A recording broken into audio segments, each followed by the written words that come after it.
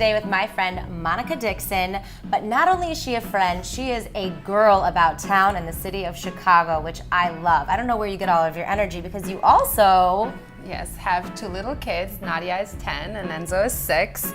And I probably just realized at some point that there's no other choice. I have to be energized and happy, and I have to know my easy recipes to make with them at the end of the day. True, but my favorite part about Monika, much like what I struggle with in life, is balancing work because Monika runs a public relations firm, Monika Dixon PR, which I love, but you also seem to always be in the kitchen with your kids because your daughter is a very good chef. Yes, she's actually much better than I am, and she's the one who inspires our recipes. We usually discuss them in the morning on the way to school. My job is to get the ingredients and then she puts them together. That's amazing. My 3-year-old does not know how to do that yet, so I have control still, which I like. But I do think bringing kids to the table before and involving them in meal prep is healthy. One, because they learn about food and nutrition, and two, it involves them in the process. So I took a lean recipe. We were using ground turkey, which you mentioned. Here I already have onions and celery and garlic that have been in a skillet.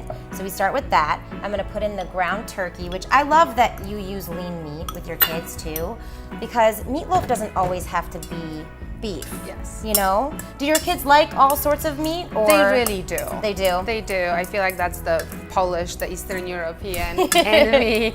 That's good though. That is good. I've got whole wheat breadcrumbs instead of regular, which are amazing addition as well, and egg whites instead of regular eggs. And this is skim milk going in now, but sometimes you kind of have to trick them.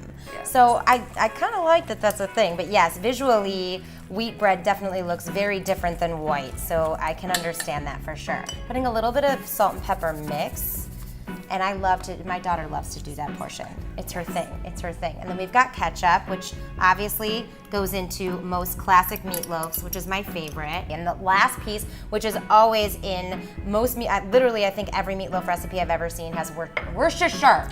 This is the thing.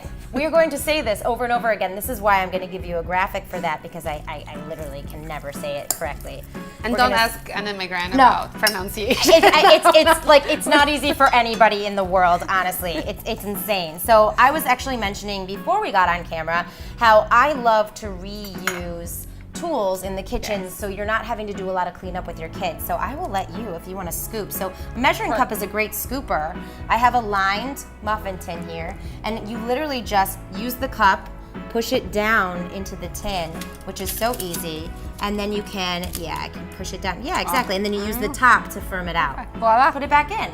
So we're going to keep doing this over and over, but the last piece that you do is I'll use a brush or a spoon, and I will take, this is Dijon mustard and the remaining ketchup portion in the recipe that you brush on top of every meatloaf cupcake.